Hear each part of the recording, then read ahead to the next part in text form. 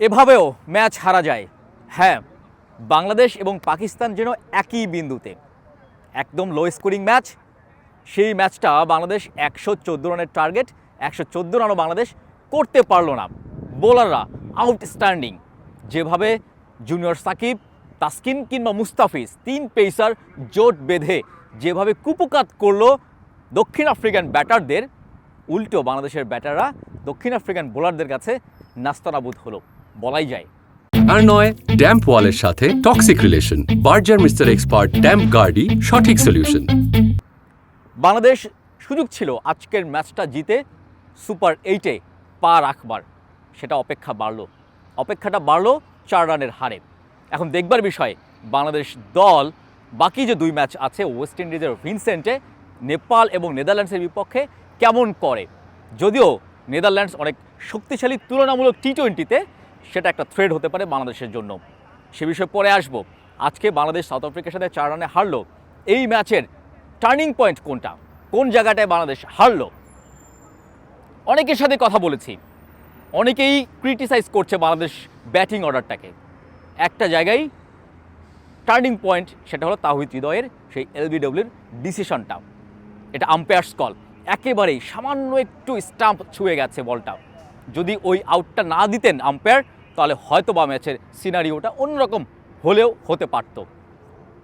হতে পারতো না। হয়তো বাংলাদেশ ম্যাচ জিতেই মাঠ ছাড়তো, সুপার 8-এ পা দিয়েই যুক্তরাষ্ট্র ছেড়ে ওয়েস্ট ইন্ডিজে পা রাখত। তাওহিদ হৃদয়ের সেই আউটটার পরেও বাংলাদেশের হারার আরও 2টা কারণ আছে। ক্যাপ্টেন একেবারেই ব্যাটের রানে নেই। ক্যাপ্টেন যেভাবে শুরু করেছিলেন, যেভাবে সেটেল হয়েছিলেন, কিন্তু তিনি আসলে এনরিক নরকিয়ার যে বল, পেস বলের তিনি বিট হয়েছেন। এর বাইরে মাহমুদুল্লাহ রিয়াদ, আমরা জানি মাহমুদুল্লাহ রিয়াদ শ্রীলঙ্কার বিপক্ষে দুর্দান্তভাবে একটা 6 মেরে বাংলাদেশ থেকে জয় এনে দিয়েছিলেন। যখনও পর্যন্ত মাহমুদুল্লাহ রিয়াদ ক্রিজে ছিলেন, ততক্ষণ পর্যন্ত এখানে যে আগত প্রায় 20,000 বাংলাদেশি প্রবাসী দর্শক এসেছিলেন মাঠে, প্রত্যেকেই আশায় ছিলেন বাংলাদেশ ম্যাচ জিতবেই, কারণ silent killer, best of the finisher Mahmudullah Riyad ক্রিজে আছেন। সেই মাহমুদুল্লাহ রিয়াদও এরকম একটা ক্রুশিয়াল মোমেন্টে এসে পারলেন না। আমরা দেখেছি ব্যাটিং অর্ডারে চেঞ্জ করা হলো, সৌম্য সরকারকে ড্রপ দিয়ে জাকের আলী অনিককে সুযোগ দেওয়া হলো। জাকের আলী অনিক লং হ্যান্ডেলে ব্যাট করতে পারেন। আজকে সুযোগ ছিল জাকের আলী অনিকেরও যে তাকে প্রমাণ করবার যে তিনি ফিনিশার হিসেবে যে দলে ঢুকেছেন সেটাকে এস্টাবলিশড করার, সেটাও তিনি পারেননি, সুযোগ কাজে লাগাতে পারেননি।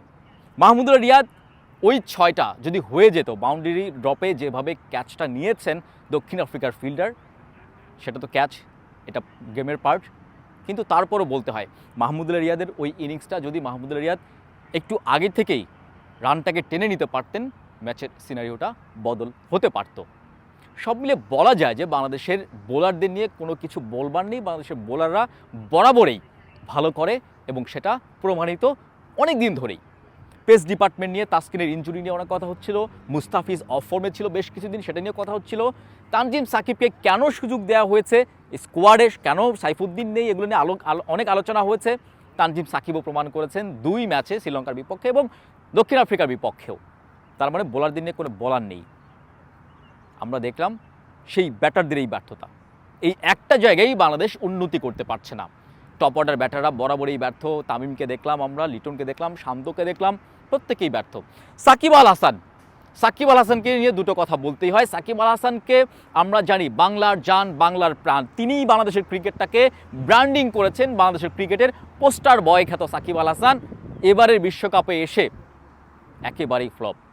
বল হাতে, ব্যাট হাতে কোনো কন্ট্রিবিউট করতে পারছেন না দলের জন্য। আজকে সাউথ আফ্রিকার বিপক্ষে তিনি বল করেছেন মাত্র 1 ওভার। তিনি সাহস করেননি দক্ষিণ আফ্রিকার বিগ হিটারদের বিপক্ষে বল করবার। যদিও মাহমুদুল্লাহ রিয়াদকে দিয়ে 3 ওভার বল করানো হয়েছিল, মাহমুদুল্লাহ রিয়াদ বল দারুণ বোলিং করেছিলেন। যদিও লিটন দাস মিলারের একটা ক্যাচ ছেড়েছিলেন মাহমুদুল্লাহ রিয়াদের, ইনফ্যাক্ট তার স্পেলের প্রথম বলেই, কিন্তু মাহমুদুল্লাহ রিয়াদ ভালো বল করেছেন। সাকিব আল হাসান কিন্তু বল করতে পারেননি বা ওই সাহসটুকু দেখাননি। ব্যাট হাতেও বরাবরই তিনি ব্যর্থ। এনরিক নরকিয়ার যে বলটা 144 কিলোমিটার বেগে যে বলটা করেছিলেন, সেটাতে তিনি বিট হয়েছিলেন, বলটা আকাশে তুলে দিয়েছিলেন। সাকিব আল হাসানের কাছ থেকে যেটা চাওয়া পাওয়া সবার, সেই জায়গায় সাকিব আল হাসান ব্যর্থ হচ্ছেন অন্তত এবারের বিশ্বকাপে। তার শেষ বিশ্বকাপটাকে রাঙিয়ে রাখবেন, সতীর্থরাও রাঙিয়ে রাখবে, এরকম একটা কমিটমেন্ট ছিল। ক্রিকেটারদের মধ্যে বা এই যারা খেলতে এসেছেন তাদের মধ্যে। সেই জায়গায় সাকিব আল হাসানের হয়তো মাঠে আমরা দেখছি তিনি নেতা সুলভ আচরণ করছেন বা নেতার মতো দলটাকে মাঠে পরিচালনা করছেন, বোলিং রোটেট করছেন, শান্তকে পরামর্শ দিচ্ছেন, বোলারদের পরামর্শ দিচ্ছেন, ফিল্ডার চেঞ্জ করাচ্ছেন, সব কিছুই করছেন, কিন্তু তার যেটা মেইন দায়িত্ব ব্যাটে বলে পারফর্ম করা সেটা তিনি পারছেন না। তার মানে সাকিব আল হাসানের ফুরিয়ে এসেছে সময়, সেটার বলার অপেক্ষা রাখে না, একদমই সময় ফুরিয়ে এসেছে। সাকিব আল হাসানকে এই বিশ্বকাপের পর থেকেই তার সিদ্ধান্তটাকে ফাইনালি নেওয়া উচিত, ফুল স্টপ দেওয়া উচিত তার কেরিয়ারের। নিশ্চয়ই সাকিব আল হাসান সেটা বুঝবেন, সাকিব আল হাসান সেটা করবেন। মোটামুটি 3টা কথা, আম্পায়ারেরও সেই ভুল ডিসিশন, মাহমুদ রিয়াদের সেই লং ইনিংস, মাহমুদ রিয়াদ হয়তো শেষ করে আসতে পারতেন, এবং সাকিব আল হাসানের ব্যাটে বলে পারফর্ম না করা।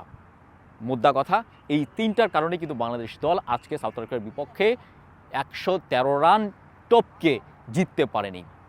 এরকম ম্যাচ, ক্রুশিয়াল ম্যাচ বাংলাদেশ অনেক হেরেছে, অনেক আফসোস করেছে বাংলাদেশ দল, আর করতে চায় না। এই সব জায়গা থেকে অভিজ্ঞতা অর্জন করে সামনের ম্যাচগুলোতে অন্তত বাংলাদেশ দল ভালো করে সুপার 8-এ পা রাখবে, সেটা সবারই প্রত্যাশা, যারা দেখছেন এবং আমি সবারই প্রত্যাশা। বাংলাদেশ দল অন্তত একটা জয় এবং একটা পরাজয় নিয়ে ওয়েস্ট ইন্ডিজের ভিনসেন্টে রওনা হচ্ছে। সেখানে গিয়ে নেপাল এবং নেদারল্যান্ডসের বিপক্ষে ম্যাচ খেলবে। আশা করা যাচ্ছে বাংলাদেশ দল তুলনামূলক দুর্বল দুই প্রতিপক্ষের বিপক্ষে জিতে সুপার 8-এ পা রাখবে। Mahmudur Rahman, BD cric time, New York, যুক্তরাষ্ট্র।